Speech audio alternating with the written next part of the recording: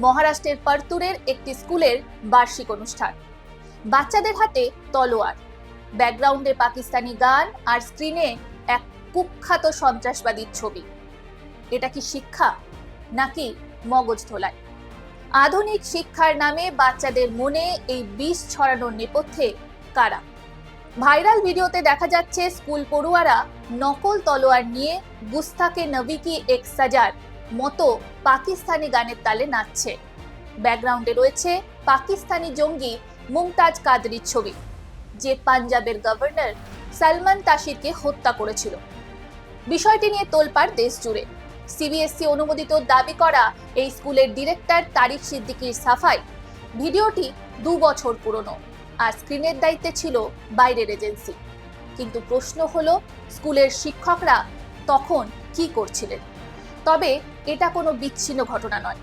2026 সালের 26শে জানুয়ারি সাধারণতন্ত্র দিবসে মহারাষ্ট্রের জাভাতমালের একটি সরকারি উর্দু স্কুলেও বাচ্চাদের তলোয়ার হাতে পাকিস্তানি মিলিটারি গান এ মর্দে মুজাহিদ এর তালে নাচতে বাধ্য করা হয়।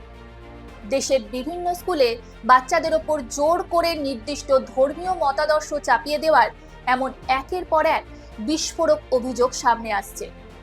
উত্তরপ্রদেশের কানপুরের ফ্লোরেন্স ইন্টারন্যাশনাল স্কুলে 2022 সালে মর্নিং প্রেয়ারে সব পড়ুয়াকে জোর করে নাকি কলমা পড়ানোর অভিযোগ উঠেছিল।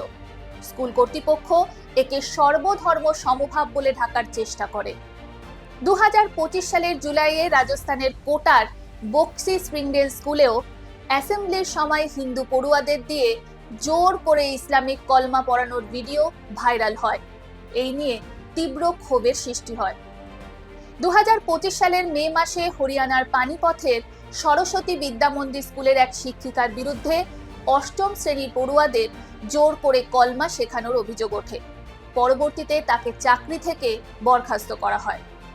ঠিক একই রকম ঘটনা ঘটে 2025 সালের ডিসেম্বরে উত্তরাখণ্ডের উধম সিং নগরের একটি বেসরকারি স্কুলেও। সেখানেও সকালে প্রার্থনার নামে কলমা পড়ানো হলে পরে স্কুল পরিচালন সমিতি একে শুধুমাত্র ভুল বলে এড়িয়ে যায়। এই ঘটনাগুলো প্রমাণ করছে যে শিক্ষার আড়ালে শিশুদের মনে পাকিস্তানি প্রোপাগান্ডা আর উগ্রপন্থী চিন্তা ঢোকানোর চেষ্টা চলছে। শিক্ষা যেখানে দেশ গড়ার মাধ্যম, সেখানে তাকে দেশবিরোধী ভাবাদর্শ ছড়ানোর হাতিয়ার হচ্ছে। আপনার কি মনে হয়? কমেন্টে জানান আর ভিডিওটি শেয়ার করুন।